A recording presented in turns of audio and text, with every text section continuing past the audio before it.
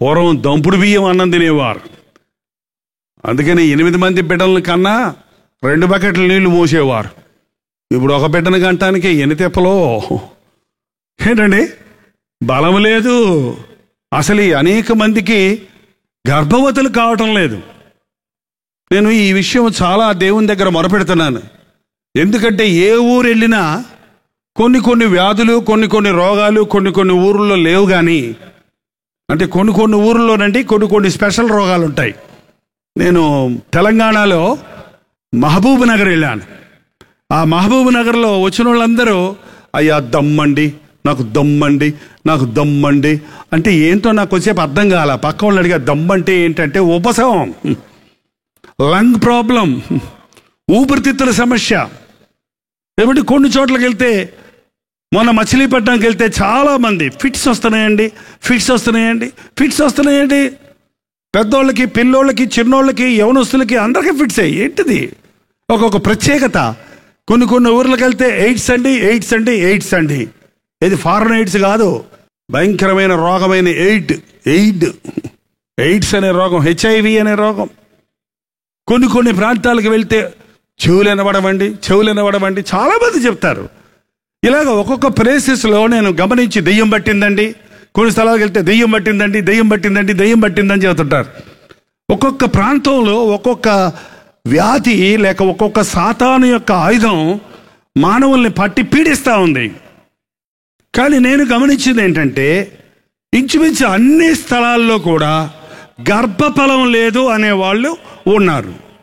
అది నాకు అర్థం కాక నేను ఇక్కడ ప్రార్థన చేసిన తర్వాత దేవుని సన్నిధిలో చాలాసార్లు, ఎందుకు ప్రభా ఇంతమందికి గర్భఫలం లేకుండా ఉంది, ఇంతమంది గర్భఫలం కావాలని అడుగుతున్నారేంటి, ఇంతమంది గర్భాలు మూయబడినవేంటి అని నేను ప్రత్యేకంగా ప్రభు సన్నిధిలో ప్రార్థన చేస్తున్నప్పుడు నాకు కలిగినటువంటి అవగాహన ఏంటంటే, మనకు కలిగేటువంటి ప్రతి రోగానికి, ప్రతి బాధకు దేవుడే కారణమని చెప్పటం మానుకోవాలి ముందు. ఏంటండి, నాకు దేవుడు ఎందుకు ఎయిడ్స్ రోగం ఇచ్చాడు అని అడగటానికి వాడికి దమ్ముందా, ధైర్యం ఉందా? ఎందుకు ఇచ్చాడు? నువ్వు పరస్త్రీ వెంట తిరిగావు గనక, పొరపాటు చేసావు గనక, పాపంలో పడ్డావు గనక ఆ రోగం నీకు వచ్చింది. నాకు ఏ జబ్బు లేకుండా ఉండాలి, నాకెందుకు ఉపశమం వచ్చింది, ఆయాసం వచ్చింది అంటే, నీ శరీరం దేవుని ఆలయమైన నీ శరీరాన్ని జాగ్రత్తగా చూసుకోకుండా, దానికి అవసరమైన ఆహారాన్ని పెట్టకుండా, దానికి కావలసిన విశ్రాంతిని ఇవ్వకుండా, నువ్వు నీ శరీరాన్ని ఇష్టం వచ్చినట్టు వాడేసి రోగాల పాలైపోయి మంచాన పడి, దేవుడా నాకు ఎందుకు తెప్పించావు ఈ రోగం అంటే అర్థమేమీ లేదు. దేవుడు నీకు ఇచ్చిన ఆదాయాన్ని జాగ్రత్తగా వాడి, కొంచెం పొదుపు చేసుకొని, ప్రార్థనాపూర్వకంగా ఒబ్బిడిగా కుటుంబాన్ని చక్కబెట్టుకుంటే నీకు అప్పు ఎందుకు ఉంటుంది? ఒకవేళ అప్పు పొరపాటున ఒక హాస్పిటల్లో అడ్మిట్ అయిన మూలానో, ఒక యాక్సిడెంట్ అయిన మూలానో, ఒక మరో ఇబ్బంది మూలానో, ఒకవేళ లేనిపోని అప్పులు సడన్గా అనుకోకుండా కొందరికి కలుగుతుంటాయి. ఒకవేళ అలాంటి అప్పులో నీవు పడ్డా, ఆ అప్పు తీరే వరకు నీవు కొంచెం నోరు కట్టుకుంటే, కడుపు కట్టుకుంటే, మాంసం తినటం మానేసి కాస్త రసం తింటే, ఒక కోడిగుడ్డు కొనుక్కొని 4 ముక్కలు చేసి నలుగురు తింటే ఏం తప్పేంటి? తప్పే ఉంది. ఏమంటే మన శరీరంలో ఎప్పుడు కొవ్వు దేవుడు పెట్టుంచాడు. మనకు తిండి లేకపోతే ఆ కొవ్వు కరిగి అది సప్లై చేస్తుండదు. ఏం బాధపడకండి, ఎప్పుడు కొంచెం తిండి తక్కువైతే దిగులు పడకండి, చచ్చిపోం. 21 రోజు అన్నం తినకుండా బతకొచ్చంట. కాబట్టి ఒబ్బిడి చేసుకొని అప్పులు తీర్చుకోండి, అంతేగాని నా అప్పులు తీరుస్తాం లేదే అని అంటాం. అబ్బాయి వచ్చి, నాయన నాకు జీన్స్ ప్యాంట్ కొనిపెట్టు, మా పక్కింటి అబ్బాయి వేసుకున్న జీన్స్ ప్యాంటే కావాలి, ఎంతరా? 3500. ఓరుని 3500 జీన్స్ ప్యాంట్ ఎందుకురా నీకు? దానికి 2 చిల్లులు ఉన్నాయి డాడీ, అందుకోసమే. ఇదేమిటో నాకు అర్థం కాదు. చిల్లులు ఉంటే రేట్ ఎక్కువ అంటండి, ఎలిసిపోయి అరిగిపోతే దాని ఖరీదు పెద్ద మంచి గొప్ప అంటది అని ఎందుకు వచ్చినా ఇదేండి. అదే జీన్స్ ప్యాంటు, చిరిగిపోకుండా జీన్స్ ప్యాంటు మన దేశంలో డూప్లికేట్ చేస్తున్నారు. 100 రూపాయలకే వస్తుంది కొనుక్కో, 150 రూపాయలకి వస్తుంది కొనుక్కో.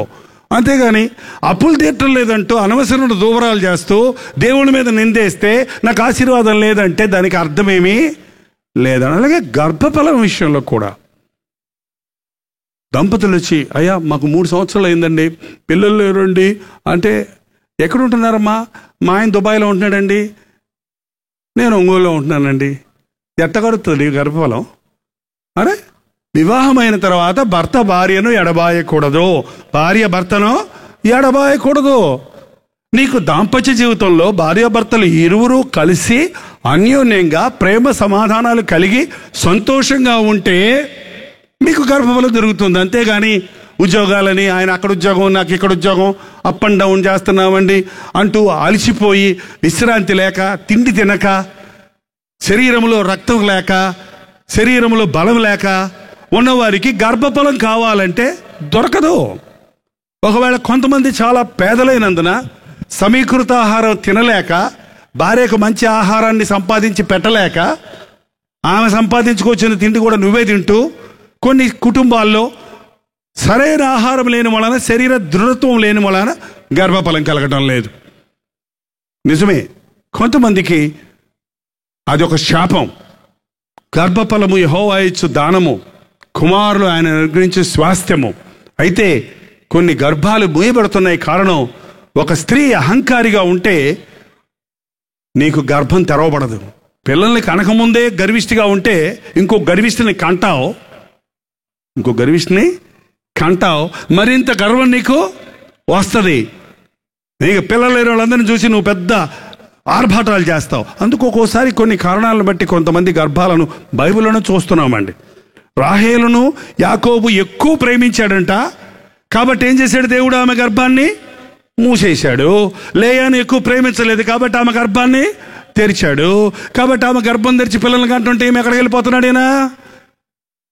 అంటే భార్య కావాలా, పిల్లలు కావాలా? భర్త కావాలా, పిల్లలు కావాలా?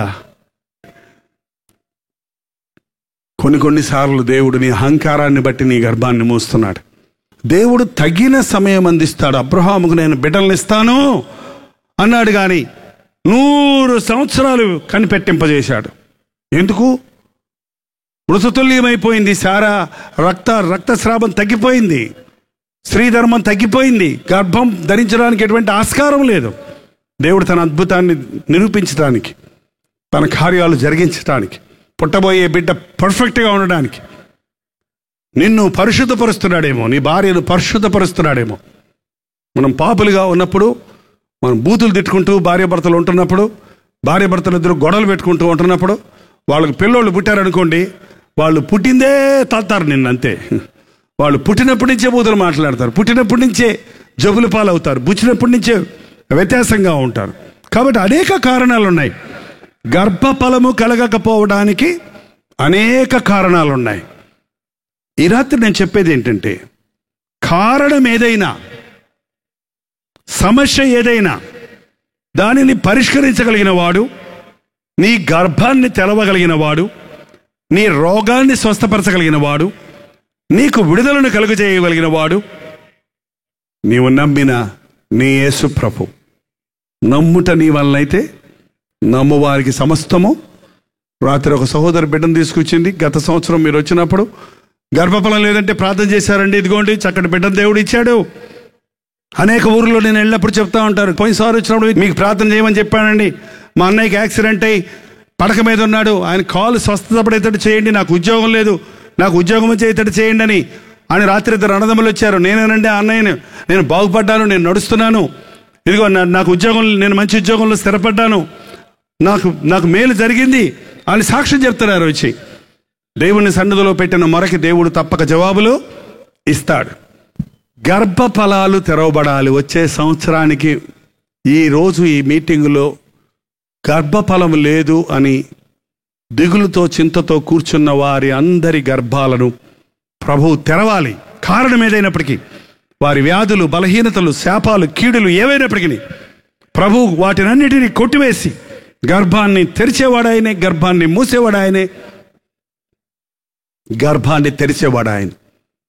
మీ భార్యకు బిడ్డలు లేకపోతే విడిచిపెట్టి ఇంకో పెళ్లి చేసుకుంటాను అనకండి. భార్యకు పిల్లలు లేకపోతే కారణం నువ్వు కూడా అయి ఉండొచ్చు. చాలామంది మన భారతదేశంలో పిల్లలు లేరని భార్యను కించపరుస్తూ ఉంటారు. దయచేసి అట్టి పనులు చేయకండి. రెబెకాకు బిడ్డలు లేరని తెలిసినప్పుడు ఇస్సాకు రిబకా కొరకు ఏం చేశాడో తెలుసండి? తన భర్త ఏం చేశాడో తెలుసండి? ప్రార్థన చేశాడు. ప్రార్థన చేసినప్పుడు రిబకాకి కవల పిల్లలు పుట్టారు. భర్తలారా మీ భార్యల కోసం ప్రార్థన చేయండి. నువ్వే చేసుకో ప్రార్థన, నాకేం పని, పాస్టర్ గారు చెప్పారు కదా నువ్వే చేయి ప్రార్థన, నేను నిద్రపోవాలి అని చెప్పకండి. నువ్వు చేయి ప్రార్థన. బిడ్డలు పట్టకపోతే నీకే విశ్వాసం లేదు, భర్తను తిట్టకండి. నీకు కూడా భాగం ఉంది. ఆ రాహేలు దేవుని దగ్గర మొరపెట్టింది, పిల్లల్నివ్వు లేక నా ప్రాణం తీసుకో అని మొదలుపెట్టిందంట. Give me children or I will die. నా పిల్లల్నివ్వు, నాకు పిల్లల్నివ్వు అని గోజాడిద్ది. ఆ రాహేలు గర్భాన్ని దేవుడు తెరిచి చక్కటి కుమారులు ఇద్దరినిచ్చాడు. ఎవరాళ్ళు? బైబిల్ తెలిసిన వాళ్ళు చెప్పండి. ఎవరాళ్ళు? యోసేపు, బెంజమిను. ఈ రాత్రి నా ప్రార్థన, నా ఆవేదన, నా ఆశ, నా దేవుడు చేసే గొప్ప కార్యం, ప్రతి గర్భం పిల్లలు లేని వారి గర్భమును తెరయునుగాక.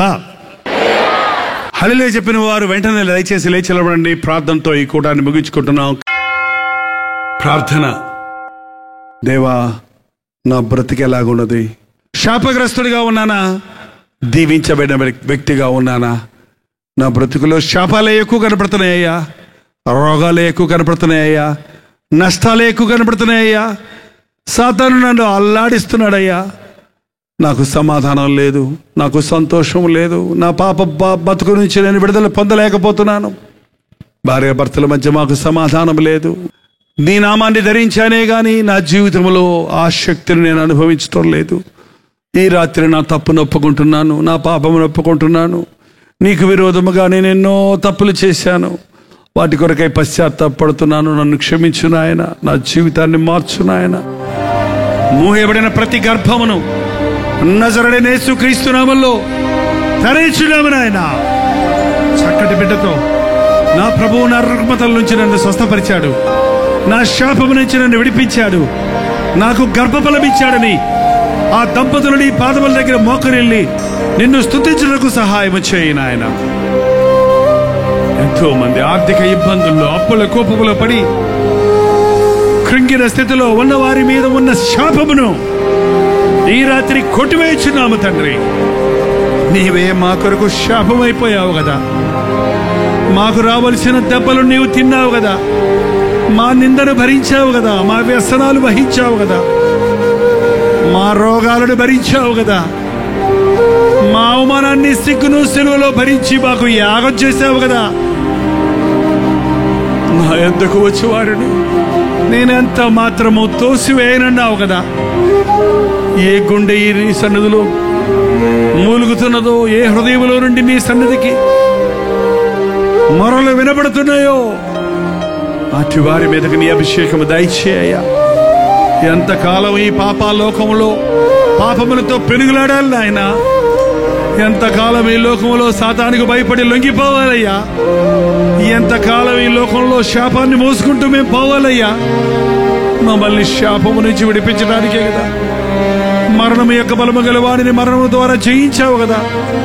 పాతాళానికి పోకుండా పాతాళపు తాళపు చెవులను నీ కైవశము చేసుకున్నావు కదా నాయన. మృతుడవై తిరిగి లేచినదేవా సజీవుడవైన క్రీస్తు నీ గాయపడిన హస్తమును చాపి ఎక్కడ నుండి వింటున్న వారిని, ప్రార్థనలో ఏకీవించిన వారిని, రోడ్డు మీద వెళ్తూ వింటున్న వారిని, హాస్పిటల్లో పడుకొని వింటున్న వారిని, ఇళ్లలో ఉండి వింటున్న వారిని, ప్రతి ఒక్కరిని నీవు చూస్తున్నావయ్యా. ప్రతి ఒక్కరిని నీవు ప్రేమిస్తున్నావయ్యా. ప్రతి ఒక్కరిని పరలోక రాజ్య వారసులుగా చేయాలని ఆశిస్తున్నావయ్యా.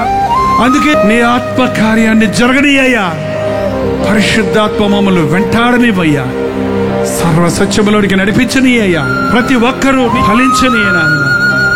యేసుక్రీస్తు నామములో అడుగుచున్నాము తండ్రి, ఆమేన్.